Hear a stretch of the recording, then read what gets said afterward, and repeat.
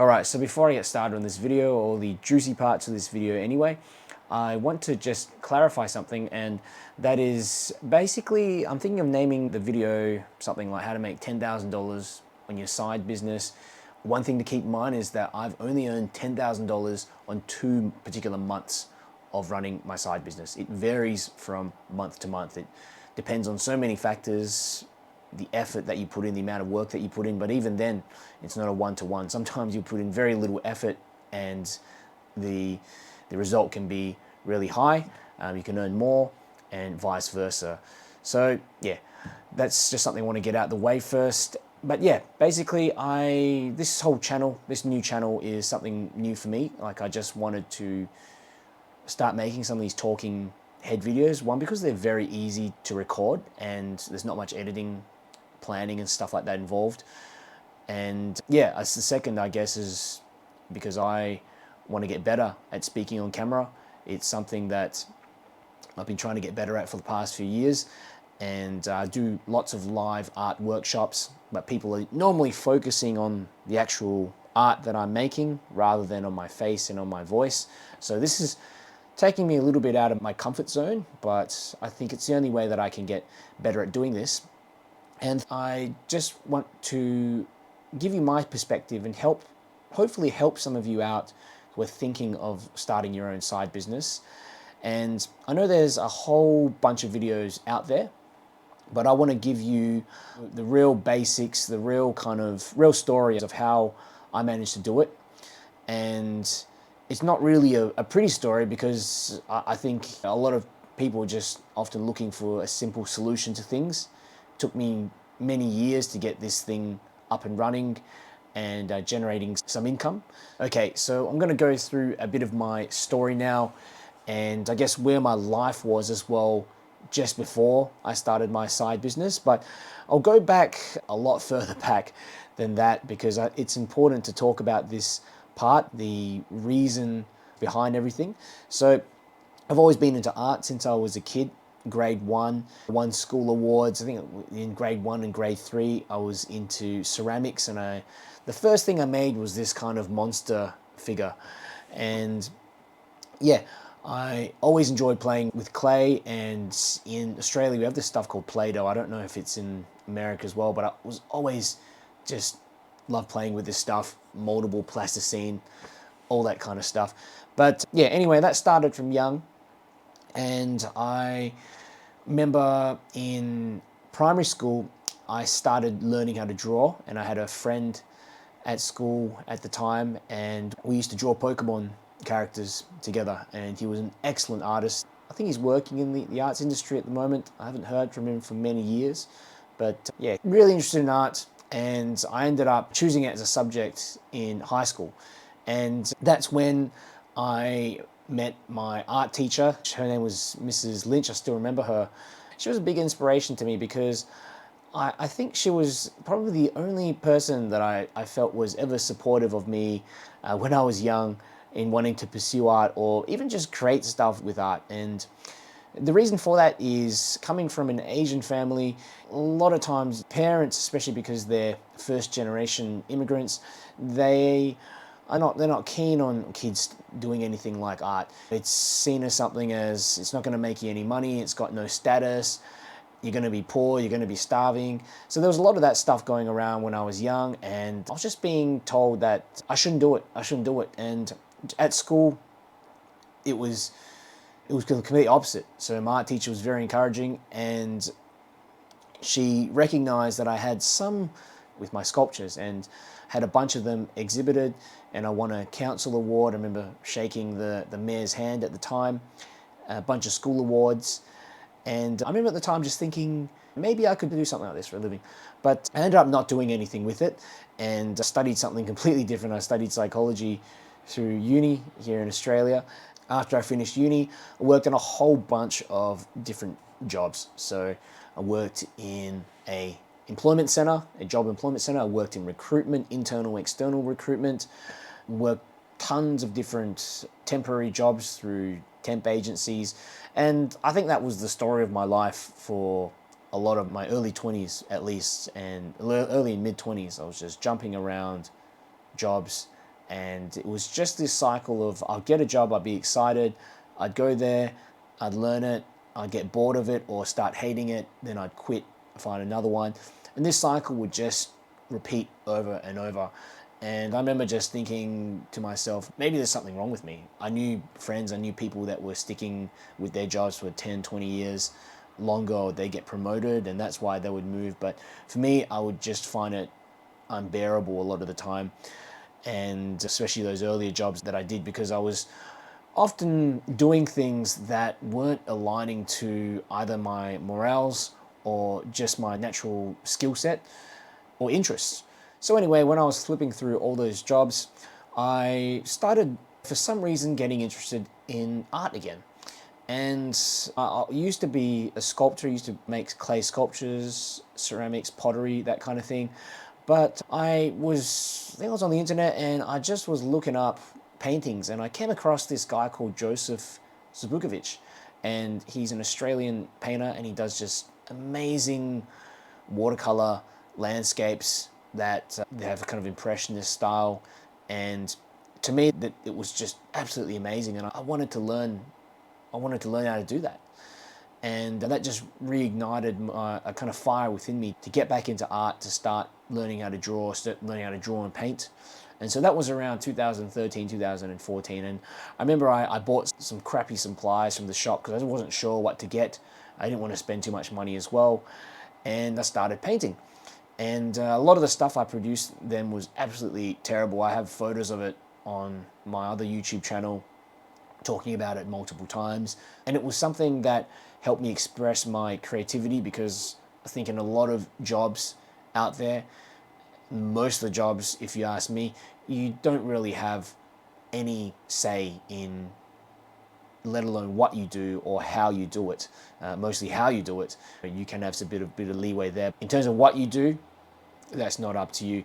I basically would get home from work, start painting, and it was like a release for me as well. At the time, I went through a pretty bad breakup, had my father pass away as well. I was going through a pretty rough time, and I think the art, me learning something, learning how to paint and just expressing those emotions on paper was really helpful for me, because I'm not probably the best at expressing my emotions. I'm a lot better these days, but yeah, probably a typical male kind of thing.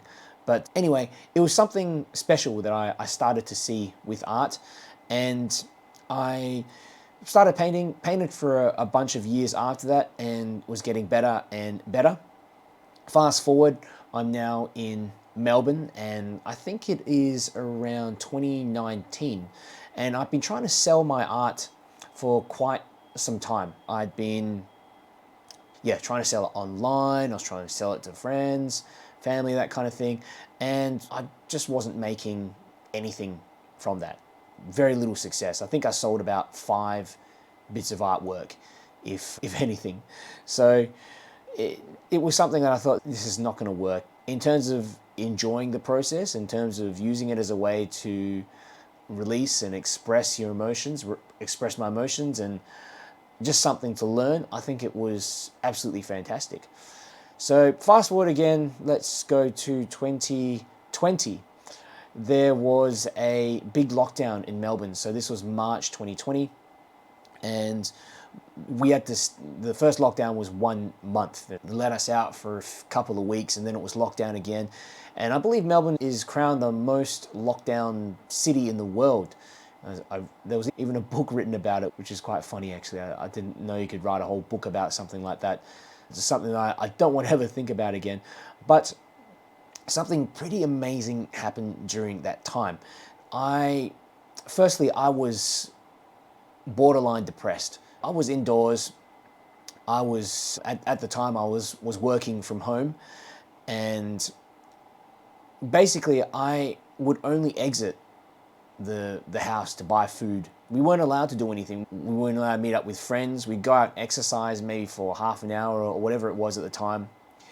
But it was terrible. And I think I was going a bit nuts. I hadn't cut my hair for a few months and I was looking really scraggly. And I thought to myself, I've got to do something about this, otherwise I'm actually going to lose my mind, because at the time I was living in a really crappy apartment. Now this apartment, to give you some visuals, was about 18 square meters. Okay, I was in another apartment, much larger apartment before, but that fell through and I had to move out. So I ended up just picking something cheap for the time being, and yeah, so I could reassess, decide what I wanted to do. But little did I know we were going to be locked down. So I was stuck in this little apartment. And to try to give you some visuals as well, some mental images, I suppose, the bed filled up about half the apartment, more than half the apartment. This desk, I could do art, I could mess around with electronics and do a bit of tinkering and stuff like that. I put that in there, but it just meant that I had a tiny little space crawl past the bed to get to the door, and I had a lot of other stuff in storage that I couldn't take out that was just in boxes. I had these boxes stacked to the roof, and I remember the closet at the time, it wasn't a very deep sort of closet. I couldn't even fit that into the actual closet itself. And so I had to leave that outside, and I just used the closet to store coats and stuff like that, collared shirts. I was going a bit nuts in there, and I thought to myself, I am going to start a YouTube channel, because I've been watching some videos, and I saw people making art videos. I thought, you know what, I can do that. And the big thing that was holding me back for many years was that I was just terrified to be on camera. I might not seem that way now, but I was pretty camera shy, and I felt just very nervous to be on camera. And there was just a lot of insecurities as to, what am I going to say? Are people going to listen to me? Am I going to be able to even explain what I'm talking about in a coherent way? All that kind of stuff. But during that moment of lockdown, it was almost like, I've got nothing to lose. I'm here indoors. There's no one to talk to. I'm going to go mad if I don't do it. So I made a video, and I think the first video was of a place that I'd been traveling to. Just took a reference photo, and I used that and basically just recorded myself painting. And this was just with my voice. So I wasn't on camera. It was just my voice, and I had the reference photo in the corner, and I painted this thing, posted the video, and I think it got like 4 views in, I don't know, like a month or something like that. At the time, I remember thinking to myself, I don't really care. I'm going to just keep on going, because the thought back then was just to take my mind off all this lockdown, all this crap that was going on, and give me something to do, give me a bit of a routine, something to look forward to and to build. So I kept making these videos. But yeah, basically I kept making these videos, and nothing happened. The first few videos, like I said, the first video was crap. The second and third one was crap. I recorded it using my old phone. I had a Huawei phone, and this thing would overheat sometimes halfway through the recording, and I'd end up with half a recording. I had to start the whole thing again.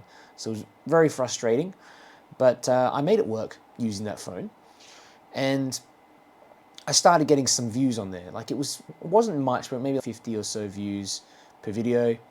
And I remember at the time I was part of a few Facebook groups. So I was part of some watercolor learning groups, and I thought to myself, these people are running these groups, and a lot of them, they're just hobbyists as well. They're not teachers. They're also beginners learning. And I wanted to learn more about watercolors. Plus, I wanted to share my knowledge with other people. And I thought it would just be a way for me to socialize and be able to reach out to people in this sort of lockdown world, where even then I wasn't talking too much to my friends as well. So anyway, I made a Facebook group, and I remember I called it something like Watercolor Beginners, and had 5 people, 5 people join this group in the beginning. And there were just some people that I had found another Facebook group, another watercolor group, and I'd spammed the watercolor group. I'd telling them to join my group, and I think I got banned from a couple of them for doing that. If you're thinking of doing that, just don't do it, because yeah, it's not a good long-term strategy. But anyway, I kept making videos on YouTube, posting them, trying different scenes, and I started out just doing stuff that I was comfortable with. So same scenes, could be mountain scenes or boat scenes, but then I started branching out, doing things that were a little bit more tricky, and scenes that I had never done before, and just winged it. So anyway, a few months in, I woke up one morning and there was always something I do. I would wake up, check the group, see what's happening in there, see what people are posting. And I couldn't believe my eyes. I had 5,000 members, so 5,000 people had just joined the group overnight. And to me, that was crazy because I had, I think, about 70 subscribers on YouTube at the time. So that was a huge deal for me. And I went and tried to find why all those people had joined, and it turned out that Facebook had promoted a post, and it was a post, basically a post on a video that I made on a line and wash video. So that's basically drawing with a pen and going over with paint afterwards. So that was popular for some reason, and Facebook had just promoted this thing. And over the next few days, I was getting 2,000, 3,000 new members, and it eventually slowed down to maybe like a couple of hundred a day. And I'm not sure how many it is at the moment. It's probably like about 150 a day new members that I'm getting in my group. And now I've got about 230,000 members in there. So pretty crazy, going from something like 5 members to 230,000 members. That was pretty insane. Behind that, I was just posting every day. I was constantly making videos, or I was making posts on Facebook with just tips. I'd have a few photographs of some progress photos of some paintings that I did, and I'll post like a little blurb explaining how I did it. If you do this long enough, you eventually will get something that will get more views. It may not go viral, probably won't, but you're going to be able to get constant views. And it's best to research topics that are popular as well, but I won't go into too much detail in this video. So with the group at 5,000 plus members, I was getting pretty excited. I was thinking, you know what, maybe I could monetize this somehow, because my big goal was to get my YouTube channel monetized. And I thought, let's have a look at what maybe I could do with the group, because maybe 5,000 group members is probably something I could do. So I started binge watching a lot of business videos on YouTube, and a lot of them were, to me, pretty basic videos, or they were just not, they were not relevant to what I was doing. But I got a really good idea from one of those videos, and that was to create a digital product. So basically a learning product. And this is where I got the idea to start making art courses. So I began just recording these things in my apartment, and I started in that little apartment with the tripod just facing down on my desk. And I didn't even have proper lighting. I had a little lamp at the side that I just tilted so that it would get some light onto the page. And I was obsessive about this. And this was in lockdown as well, so I had tons of time and basically no distractions, and I was just so obsessed with it, because when you see a little bit of progress and a little bit of life in a project, it just gives you more fuel to continue on and keep on going. So that momentum is, just use it as fuel. So I kept making these art courses, and I think I got up to about 40 different art courses. I was making a course a week, and I partnered with a few different platforms. So I was uploading them to marketplaces like Udemy and Skillshare, another one called Skill Success. I also opened up a Patreon account, also a Buy Me a Coffee account, which is where people can donate money. And yeah, I was selling a decent amount of these courses by then, okay, but it wasn't over anything like $800 a month. I think $800 a month was a really good month, okay? And at the same time, I started doing something that was really outside my comfort zone, and that was doing live streams. So I would basically turn the camera on, point it at the bit of paper that I was working on, paint something, and just talk people through how I was painting it. And that was a big deal for me. I was definitely out of my comfort zone, felt like I didn't know what I was doing. In fact, I was so nervous in the first few times that the paintings turned out crap. And I was looking at it and I was thinking, geez, these people must think I don't even know how to paint. But once you pass those first few, it becomes a lot easier and the nerves die down. You can more naturally just paint as if the camera's not on at all. So anyway, I was selling a bunch of these courses through these external platforms. I was getting some donations. I even started my own platform where I bundled together all of the courses I made into a big package. I was running live workshops, free live workshops, and just linking to these products. And yeah, I was making some money, but like I said, it wasn't over 800 bucks a month. That was probably the biggest month that I had. So around that time, some lady reached out to me on Facebook, and she offered basically to teach me how to run my business, how to grow it further and get more sales. And first thing I thought is this is dodgy. She's trying to make some money out of me. Anyway, she ended up talking me into buying her programs. I think I paid about $5,000 US for it. It was a lot of money. And in hindsight, I think I probably got ripped off a bit with that.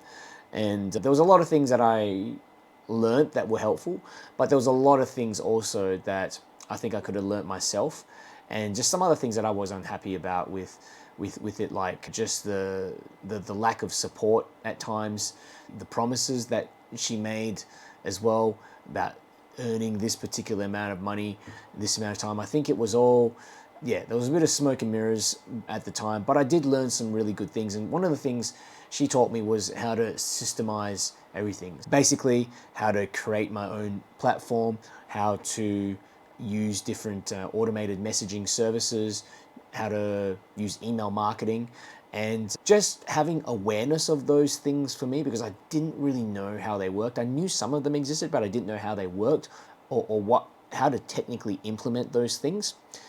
Changed the game for me.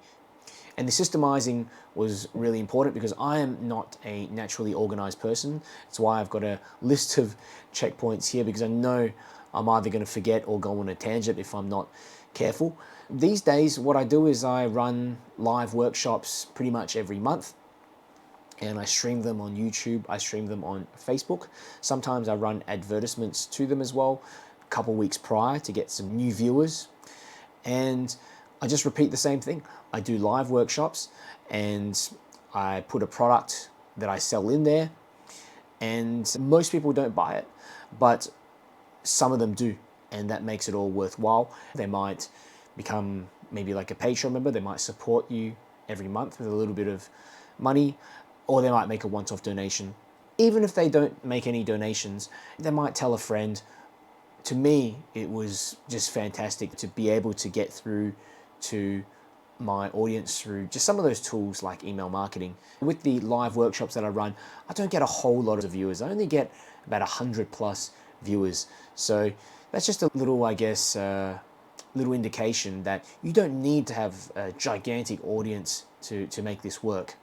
So what I do essentially before a workshop is that I send out emails, and these emails are ones that I gather from my Facebook group and just from natural signups in the group. And on YouTube, I'll just post a link to subscribe to my newsletter.